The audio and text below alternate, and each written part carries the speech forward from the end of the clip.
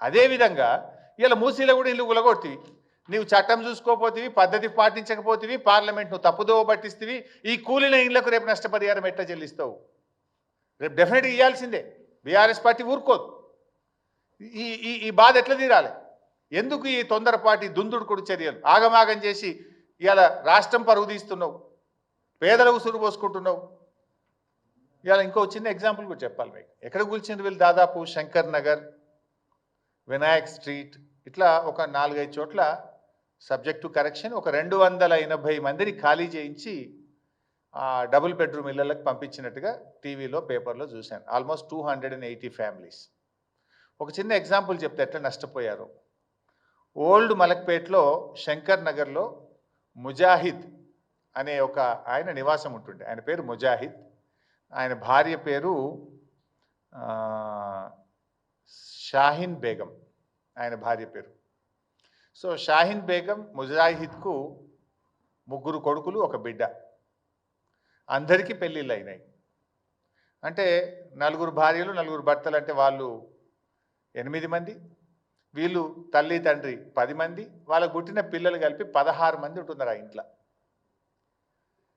Old Malakpet, Shankar Nagar, ఒక ఇంట్లో మూసి దాంట్లో 16 మంది ఉంటున్నారు. వీళ్ళు పోయినరు, ఆ ఇల్లు కూలగొట్టి డబుల్ బెడ్రూమ్ ఇచ్చిండ్రు. ఆ డబుల్ బెడ్రూమ్లో 16 మంది ఉండగలుగుతారా? వాళ్ళు ఉంటున్న మూసి ఇంట్లో 8 గదులు ఉన్నాయి.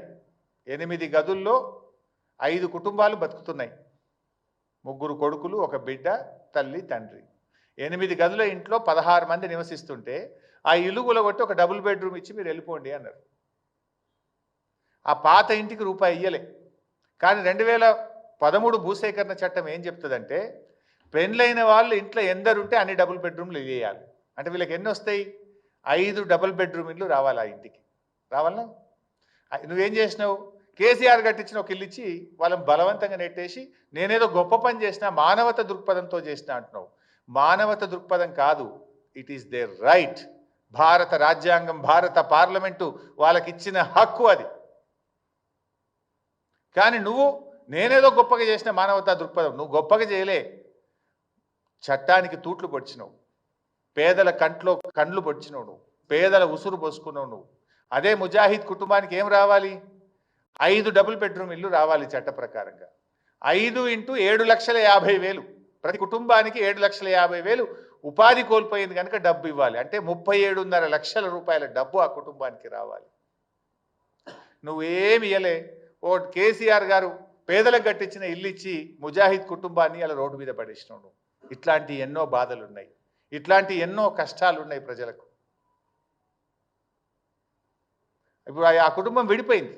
क्या हो गया? एक घर में तो 5 फैमिली नहीं रह सकते. अब किराए पे ले लेके एक जगह एक आदमी गए, दूसरा एक जगह गए, पूरे लोग एक साथ थे. अब रेवंत रेड्डी की वजह से वो फैमिली टूट गया. एक आदमी एक जगह चले गए. बहुत परेशानी में है वो लोग. ఈ విషయాల మీద ఇంకా కూడా ఇప్పుడు రేవంత్ రెడ్డి మొన్న ఎక్కడో వరంగల్లో మాట్లాడుతూ సోనియా గాంధీ గారి కాళ్ళు కడిగి నెత్తిలో నీళ్లు పోసుకోవాలని చాలా గొప్ప డైలాగ్ అయితే కొట్టిండు. నేను అడుగుతున్నా, రేవంత్ రెడ్డి గారు, నిజంగా నీకు సోనియా గాంధీ గారి మీద ప్రేమ ఉంటే నువ్వు కాళ్ళు కడిగి నెత్తిలో పోసుకుంటావా, పోసుకోవా, నీ ఇష్టం. వెనకడ బలి దేవత అన్నావు, ఇప్పుడు దేవత అన్నావు, రేపు ఏమంటావో నువ్వు, నీ నోటికి హద్దు లేదు, పద్దు లేదు. బట్ అట్లీస్ట్ నిన్నగాక మొన్న మాట్లాడినావు. ఆవిడ మీద ప్రేమ ఉంటే సోనియా గాంధీ గారు తెచ్చిన 2013 భూసేకరణ చట్టాన్ని అమలు చేయి. వారు తెచ్చిన చట్టానికి ఎందుకు తూట్లు పడుస్తున్నావు అని నేను అడుగుతా ఉన్నా. నేను చట్టానికి వ్యతిరేకంగా వెళ్తా, పేదల్ని నడి రోడ్డు మీద పడేస్తా, సోనియా గాంధీ కాళ్ళు కడిగి నెత్తిలో నీళ్ళు పోసుకుంటా నడుస్తుందా? సోనియా గాంధీ గారు తెచ్చిన చట్టాన్ని ఏమో అమలు చేయవు.